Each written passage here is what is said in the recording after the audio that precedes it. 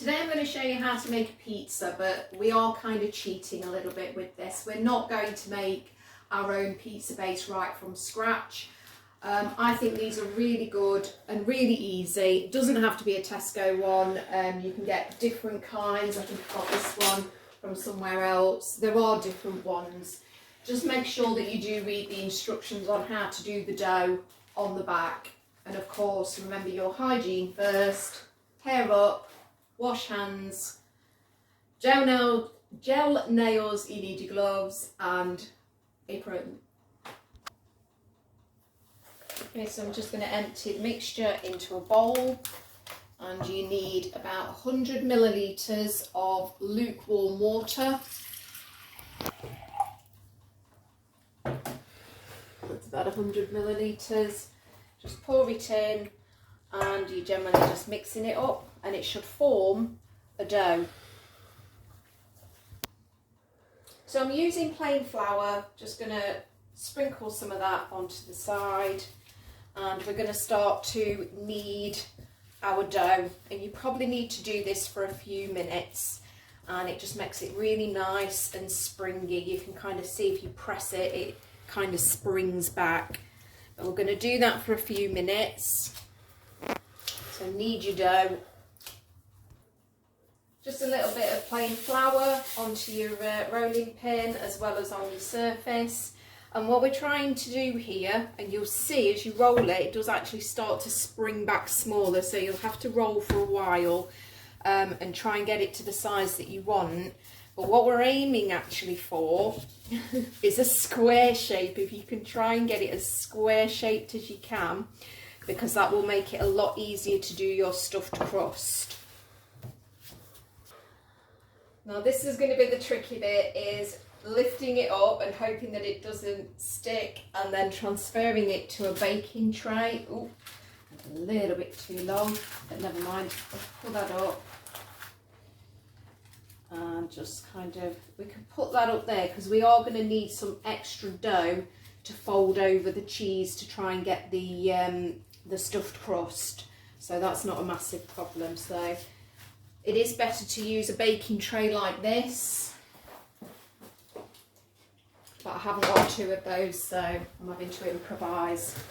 And that just needs to be left somewhere warm, probably for about 10 to 15 minutes. So in the meantime, we're going to cook our toppings. So it's going to be your choice as to what toppings you have on your pizza. I think we have opted for pepper, red pepper, some onion, some mushrooms, cheese, tomato and chicken, and also pineapple, because I really like pineapple on a pizza. I know it's not to everybody's taste though. So your toppings are going to be optional, but they do need to be cut quite small. So I'm just chopping my onion and my pepper up at the moment. Remember to peel your pepper. I would take off maybe the outer layer, and we're going to try and chop them very finely. So just slice. Just make sure you are keeping your fingers away from the blade. Just use it to hold your pepper. So thinly slice it that way, and then turn them to the side, and again keeping your fingers away. You're going to cut them into very small pieces so they cook quickly. So you're going to cut your mushrooms up now if you're using mushrooms. So again, use your fingers as a bridge over your mushroom to hold it in place. Maybe cut once to the side of the stalk, then in the middle of the stalk, then at the other side, and then turn it round. And again, you cut in quite small pieces. Just keep your fingers away from the blade. And that's our mushroom cut up. And I have showed you how to do the onion before, but there we go. Cut it in half. And again, we're using the bridge, and we cut all the way down, but not all the way through to the top, because that's going to help to keep it together. So if you can try your best to do that. It does get a little bit tricky at the end, just be careful. And again, get an adult if you are struggling or you think you're going to slip and cut yourself. And then again, turn it to the side, keep your fingers away from the blade, and you're cutting very small pieces there like that.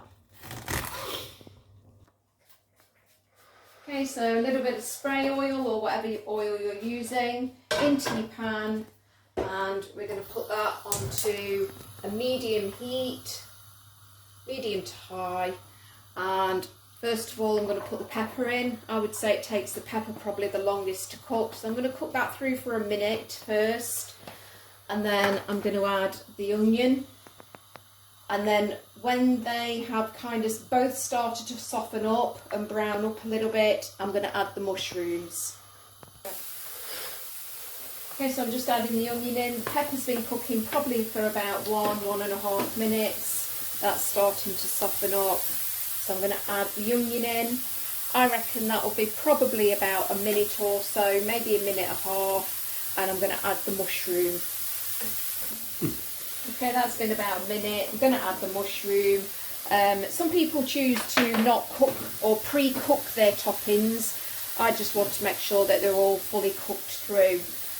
So sort of pre-cooking them, or at least partially cooking them before they go in the oven, just means that they are definitely going to be cooked when you take them out of the oven.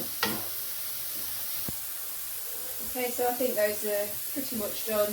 So I'm going to turn the heat off, and I'm going to transfer that to a plate and keep to one side, because I do need to cook the chicken. Now, you've got a choice here as to whether you fry your chicken or you could have it already in the oven cooking.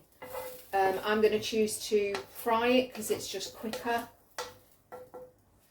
But you are going to need to wash your pan, and unless you've got two of these. So the best way to do it is to just add some cold water to that, and that will cool the pan down. So make sure you're not touching it until you know that it's cooled down.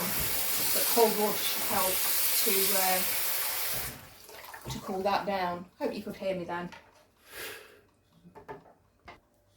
Okay, I'm going to cut up my pineapple now. You can buy them in rings, you can buy it fresh, you can buy it already cut up into the little pieces, but I've got the rings.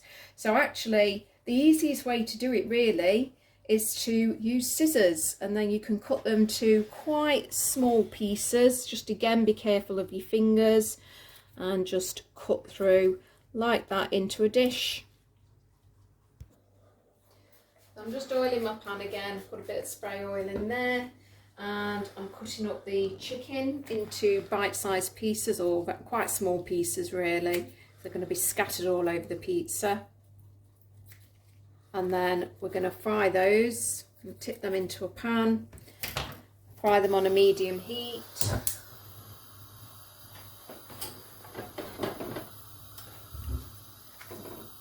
Not yet. Okay, we're just going to fry that for a couple of minutes until it's turned white, kind of gone brownish white. Okay, I think that's nicely browned through, so we're going to just put that to one side, and we're going to put that onto a plate. Just take care that you don't burn yourself at the moment, because obviously the pan is very hot. And I'm just going to put that back on.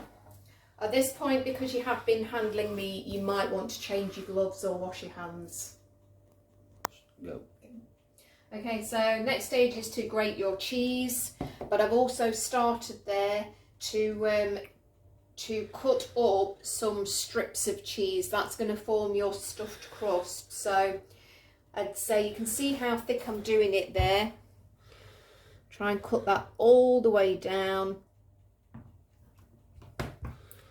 And then we want a strip like that.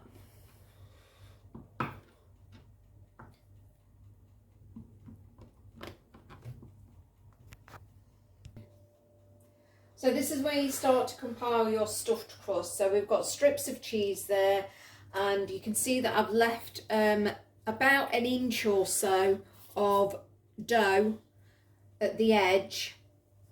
And we'll just put that all the way round. Might just need to break a little bit off. Oh, there's a bit. There we go. and then you generally just try and lift your dough around it and start to just press that down so that it seals that in, and that's going to be your stuffed crust. So now you're going to put your tomato puree on. You need quite a bit, so we'll put that on, and then just use a spatula or maybe the back of a knife if you haven't got a spatula, and then just spread it all on the bottom of the dough. So as you can see, the tomato puree has been thinly spread over the dough. So now try your best to spread the toppings evenly over the base. If you can't, you might need to get like a spoon or a fork just to adjust them. So next, put your pineapple on. Okay, so now add your chicken. Again, try and spread it evenly across the pizza.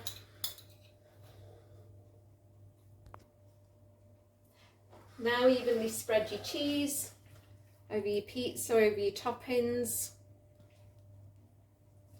and then just finally add any herbs that you want to add. Do you want some of this?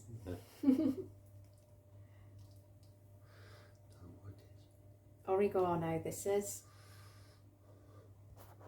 And there we go, we've got a tin of oregano. So that's going in the oven now at about 190 degrees, fan oven, probably 200 if you've got a normal oven, for probably about 15 to 20 minutes, but obviously just check it, and when it looks done, it's probably ready.